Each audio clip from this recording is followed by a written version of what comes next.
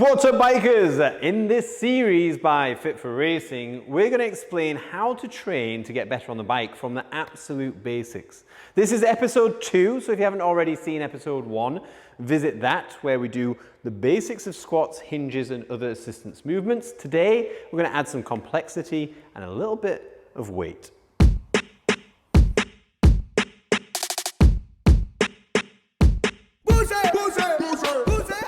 I really do hope that these tutorial videos help. This is video 2 of 3 of the basics. We're going to increase the level of difficulty as we go and then incorporate some capacity work in future videos. So subscribe and make sure you see those first. But if you want to take your fitness to the next level, then visit fit4racing.com, follow a bike-specific program put together by us, delivered new every single week with videos much like this, so you can know exactly what to do in the gym to make you a better rider. But for now, we're going to get into the actual training and starting with loaded back squats.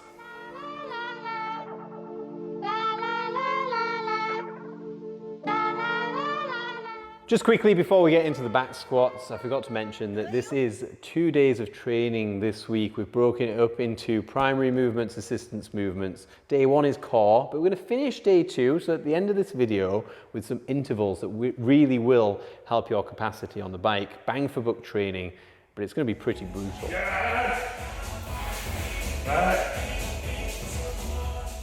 So onto the back squat. The way we like to coach the back squat is more of an Olympic lifting style back squat, which is quad dominant, and it's not very much on the hinge. This is contrary to other types of training style, but what we find is for riders, they need a good functioning hip, not just in the hinge, but also on the quads. So what we do is take a grip that is reasonably narrow. So we're putting thumbs on the knurling points and then taking a full grip on there and stepping underneath the bar and resting on the traps. So we can then unload the bar and we're ready to squat. Now we've unracked the bar and it's high on your back, squeezing shoulder blades together. Then you should remember back to episode 1 when we did the goblet squat. Everything else remains the same. What I'm going to try and do here whilst I squat is create some external rotation, so tension through the hip. And as I go down, try and force my torso so it's as vertical as possible, and I reach a good depth of the squat whilst maintaining my lower back curve. Now there's weight on my back, it's even more essential that I keep that lower back curve, not just for safety, but for performance. In today's training, we suggest that you do 5 sets of 5 back squats at a reasonably heavy weight with about 2 minutes rest in between. That doesn't include warm-up sets. So warming up to this type of movement, we would say do the bar first, add a little bit of weight, see how that feels, all the way up maybe 4 or 5 incremental sets before you do any kind of loading. We've chosen 5 by 5 because it's an optimum amount of reps with a decent amount of weight to make ultra strength gains. It isn't in a rep range for hypertrophy, so we're not going to look like bodybuilders. What we want here is functional strength that will reflect on your pedal power and ability to hold positions on the bike.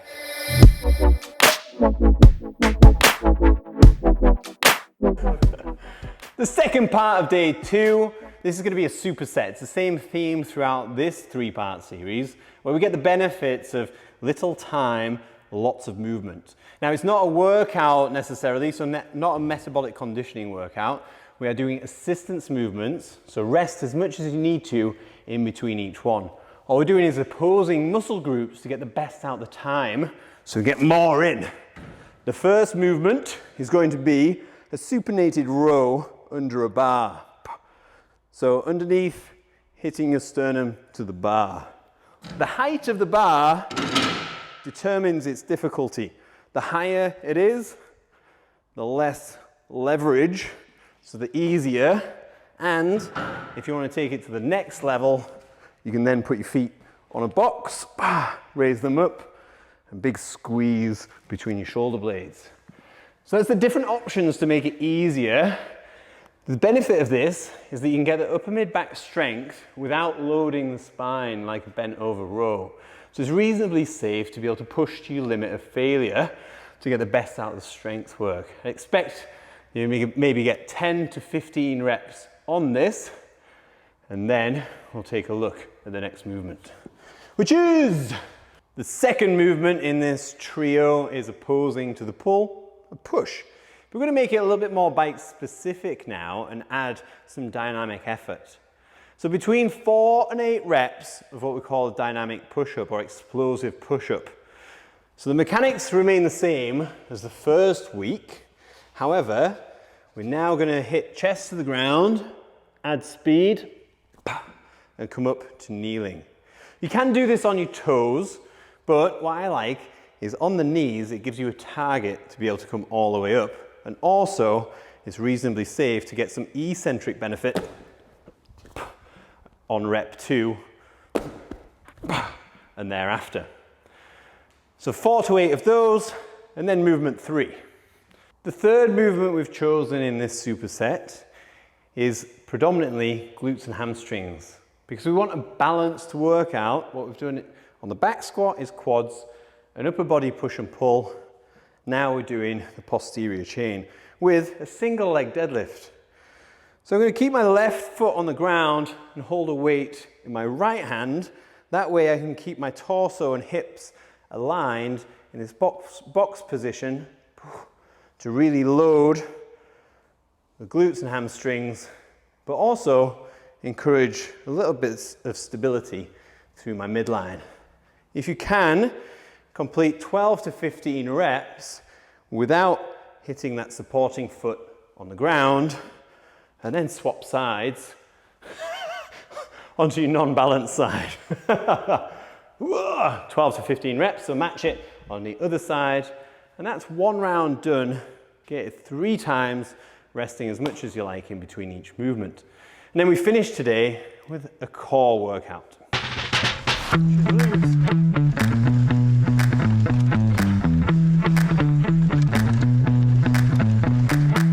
Today for core, we've got a good bang for buck movement, the L hang. You could do an L sit, however, grip strength is really important for mountain biking. So we've got a grip plus core movement.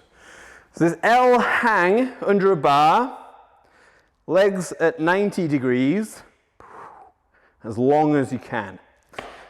What you can do is set a timer for 5 minutes, hang as long as you can in that 5-minute window, and then over time, repeat this maybe once or twice a week and see how much longer you can get within that 5-minute window. Now, I hear what you're saying. You might not be able to do 3 seconds of that. That's why we've got scaling options. So, rather than doing a full 90 degrees of the hip, what we can do is sack off this bar, go to a pull-up bar, and simply raise your knees so that your hips still at 90 degrees, but the loading is less. What we want out of this is that you're hanging, which might be the determining factor to this part of the workout, but you're also getting the benefit of the core.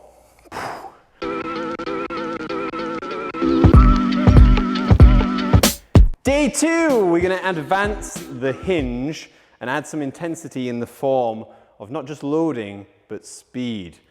We're going to now show you the kettlebell swing. This is one of the preferred movements for many mountain bikers because of the benefits on the hinge and how that reflects on power and stability on the bike. So the priority of this movement is your lower back curve stabilized by your core so that in the hinge position, you're working the glutes and hamstrings, but your lower back is safe.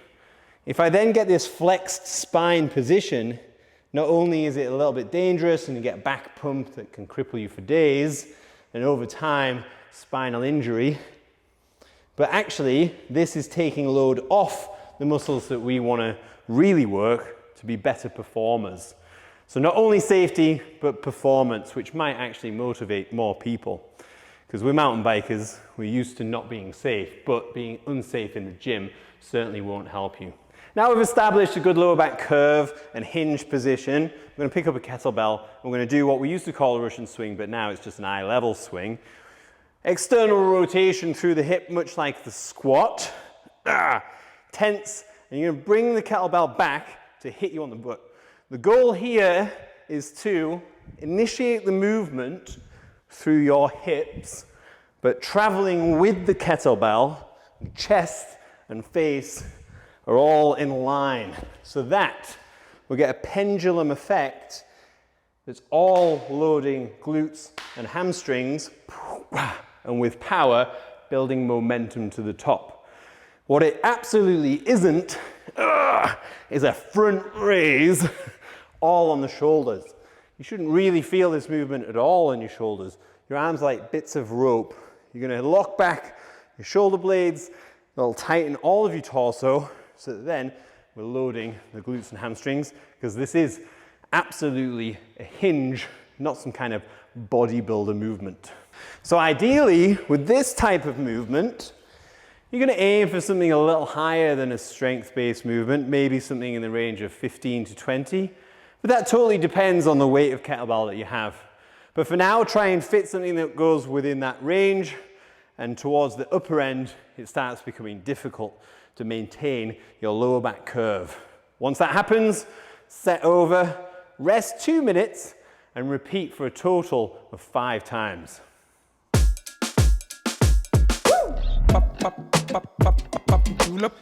Day 2, assistance movements. As we did in day 1, and we will the rest of the series, 3 movements, resting as much as you need to in between. We're doing a pull, push, and assistance for the kettlebell swing. The pull is a double overhand strict pull-up. Now I know what you're thinking, that's going to be impossible for some of you to do.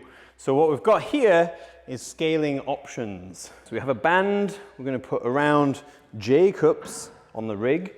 You can put a band around the pull-up bar, but we've seen some nasty groinal slaps with that one. So double overhand. The theme of the grip on a lot of these movements is handlebar width, obviously for the benefits on the bike. The higher the band, the more help it's going to give you. But what we want from this is ultra strength, so 5 plus, so 5 to 10 strict pull-ups. If you can do more than that, feel free to weight it down with a dip belt or something fashioned with one of the straps or bands so that you can hold some weight and get extra loading. The push assistance today is the strict press overhead. You might not necessarily think that this is good for your ability on the bike, but what we actually want is a good functioning shoulder with range, mobility, and in case you need to come off your bike, is able to stabilize itself. So the strict press is great. It's not very technical, but in a nutshell, keep elbows under the bar, brace your midline, press overhead until you're in a straight line. But what you might find is, like with many mountain bikers, wrists or shoulders or elbows might stop you getting into this position. You might have to overextend your lower back to counteract the tightness in your shoulder. That's absolutely the wrong thing to do. If you can't lock out overhead in a straight line whilst being stable through your midline, so basically not overextending your lower back, then you shouldn't do strict press at weight with a barbell. Instead, you can use dumbbells,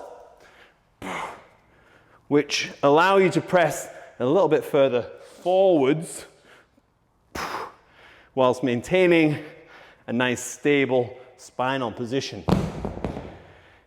If that's the case, and it's not through injury, only tightness, then spend some time on your mobility so you can get in more optimum positions, not just for training, but again, on the bike, it's going to help. So for this workout, I'm going to suggest that you do up to 10 reps. So 8 to 10 reps will be optimal for the strength and function through the shoulder that we're after. And the final movement today is the curtsey squat. It's such an elegant movement. Well, it can be when performed well. So what we're going to do here is 12 to 15 each side. It's fantastic for hitting angles in the hip that particularly help with bermed corners and stability, linking upper and lower body function. 12 to 15 each side. You should have no problem with this, and there's absolutely no need to load. Because of the angles we're hitting, you don't need extra load to compromise you or build extra strength or muscularity in the hip. This is more for pure function. Woo!